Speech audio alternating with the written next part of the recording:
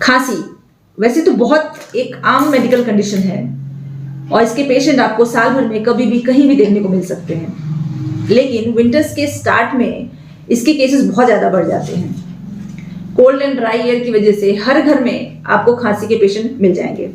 आज के इस वीडियो में हम इसी पे चर्चा करेंगे, जानेंगे खांसी से बचाव के तरीके, इसके साथ साथ इसके होम्योपैथिक ट्रीटमेंट की भी बात करेंगे।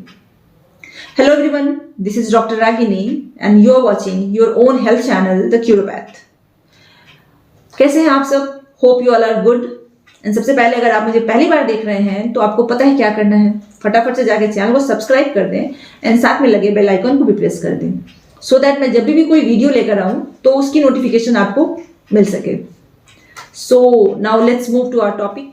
खांसी होना एक बहुत ही आम समस्या है जो बच्चों से लेकर बुजुर्गों तक किसी को भी हो सकती है। मौसम में स्लाइट चेंज की वजह से भी खांसी की प्रॉब्लम बढ़ जाती है। इसमें गले में खराश, खांसी के साथ साथ गले में दर्द और बहुत ज़्यादा खांसी है तो पेट में और चेस्ट में पेन हो सकता है।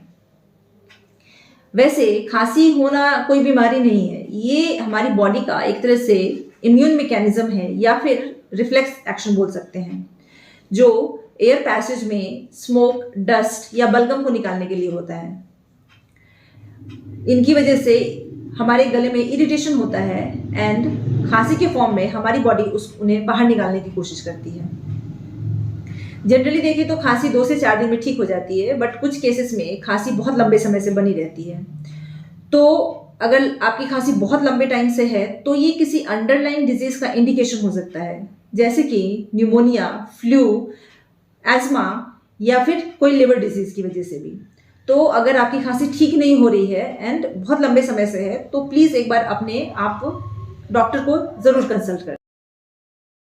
खांसी अक्यूट या क्रॉनिक हो सकती है। अक्यूट कफ जो थोड़े समय के लिए होता है and upper respiratory tract infection की वजह से होता है, like flu and common cold. वहीं अगर खांसी 6 to 8 वीक्स से कंटिन्यूड है तो ये क्रॉनिक कफ में आता है एंड इसके कारण हो सकते हैं न्यूमोनिया, ट्यूबरक्लोसिस, कोई लंग इन्फेक्शन, लिवर डिजीज या फिर सीए लंग। ये सारे कारण की वजह से क्रॉनिक कफ। कभी कभी हम देखते हैं कि बहुत ज़्यादा खांसने के बाद या बलगम आता ही नहीं है या फिर बहुत कोशिश करने के बाद थोड़ा सा बलगम आता है, तो ये ड्राई कफ या सूखी खांसी में होता है।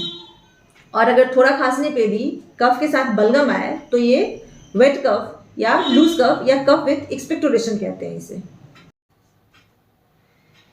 खांसी के कारण की बात करें तो मैंने आपको पहले बताया कि ये एक तरह का डिफेंस मैकेनिज्म है हमारी बॉडी का, लेकिन फिर भी कुछ फैक्टर्स होते हैं जो ट्रिगर करते हैं या फिर स्टिमुलेट करते हैं खांसी को।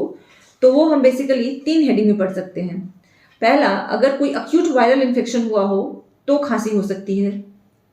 दूसरा, एलर्जिक ओरिजिन की खांसी होती है जिसमें आपको किसी एक स्पेसिफिक चीज से एलर्जी हो, लाइक डस्ट से, स्मोक से एंड पॉलन ग्रेन से। बेसिकली ये देखने को मिलता है।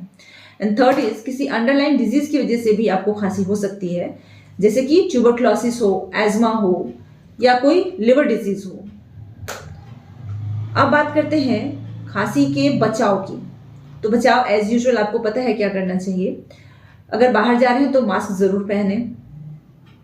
जो आपकी एलर्जी ओरिजिन की खांसी है तो आपको उन चीज़ों से दूर रहना है जो खांसी प्रोड्यूस करते हैं, लाइक डस्ट से, कोल्ड वेदर से, पॉलन ग्रेन से। ऐसी जगह पे जाना अवॉइड करें। एंड अगर आपको खांसी है तो आपको क्या करना है, ल्यूकवार्म वाटर से गार्गल करें रूटीन से। तो जो भी आपके गले में पैथोजन है उसको डिस्ट्रॉय करने में ल्यूकवार्म वाटर बहुत हेल्प करता है। अब बात कर लेते हैं कुछ होम्योपैथिक मेडिसिन की जो कफ को रूट से क्योर करने में काफ़ी इफेक्टिवली वर्क करती हैं। एंड जो पहली मेडिसिन है वो है एंटिमटाट। एंटिमटाट एक ऐसी होम्योपैथिक मेडिसिन है जो लंग्स के किसी भी कंडीशन में काफ़ी अच्छा काम करती है। फिर चाहे वो जुकाम हो, न्यूमोनिया हो, ट्यूबरक्लोसिस हो, एज्मा हो, प्लूरल इफ्यूजन हो या फिर सिंपल खांसी ही क्यों ना हो। पेशेंट के चेस्ट में कफ भरा रहता है एंड जब वो सांस लेता है तो घर घर की आवाज आती है। दो चेस्ट में कफ भरा हुआ है लेकिन बहुत कोशिश करने के बाद भी पेशेंट उसको निकाल नहीं पाता है कफ को। बोलते बोलते या हंसते हंसते खांसने लगता है। ये सारे सिम्टम्स हैं अगर पेशेंट में तो एंटीमटार देना चाहिए, जिससे उसके सारे सिम्टम्स में बहुत ही आराम मिल जाएगा पेशेंट को। एक और बहुत ही अच्छी होम्योपैथिक मेडिसिन है जो रेस्पिरेटरी सिस्टम पे बहुत ही अच्छा काम करती है। इनफैक्ट होम्योपैथी में दूसरी ऐसी कोई मेडिसिन नहीं है जिसमें कोल्ड एयर का इतना जबरदस्त इफेक्ट रेस्पिरेटरी सिस्टम पे देखने को मिले। ठंडी हवा में सांस लेने पे गले में सुरसुराहट या फिर क्राउलिंग फील होता है एंड लगातार सूखी खांसी स्टार्ट हो जाती है। पेशेंट अपने आप को ब्लैंकेट में पूरी तरह से कवर करके रखता है कि कहीं से भी ठंडी हवा उसके सांस के थ्रू अंदर लंग्स तक न चली जाए। तो जब ऐसे इतना ज़्यादा कोल्ड के प्रति पेशेंट सेंसिटिव हो एंड ऐसे सिम्टम्स हो, तो हम पेशेंट को यूमेक्स क्रिस्पस देते हैं एंड उसके सिम्टम्स में ऑब्वियसली आराम मिलता है। And then we have Brineia. Brineia is indicated specially for dry cough. खांसते खांसते ऐसा लगता है कि जैसे गला फट जाएगा, लेकिन फिर भी कफ बाहर नहीं निकल पाता है। पेशेंट जब कोल्ड एयर से वार्म रूम में आता है तो उसकी खांसी बढ़ जाती है। ये ब्राइनिया का इंडिकेशन है। वहीं इसके कॉन्ट्ररी अगर पेशेंट वार्म रूम से कोल्ड एयर में जाए और उसकी खांसी बढ़ जाए तो उसके लिए दूसरी होम्योपैथिक मेडिसिन है like phosphorus and rumex. But now let's stick to bryonia. Bryonia में कंप्लेंट्स नाक से स्टार्ट होती हैं, लाइक पहले दिन छींकें स्टार्ट हो जाती हैं, नाक से पानी, आंख से पानी, आंख में और सर में दर्द होता है एंड नेक्स्ट डे से गले में खराश और कफ स्टार्ट हो जाता है। ब्राइनिया का पेशेंट हमेशा लेट के रहना चाहता है बिना कोई मूवमेंट किए।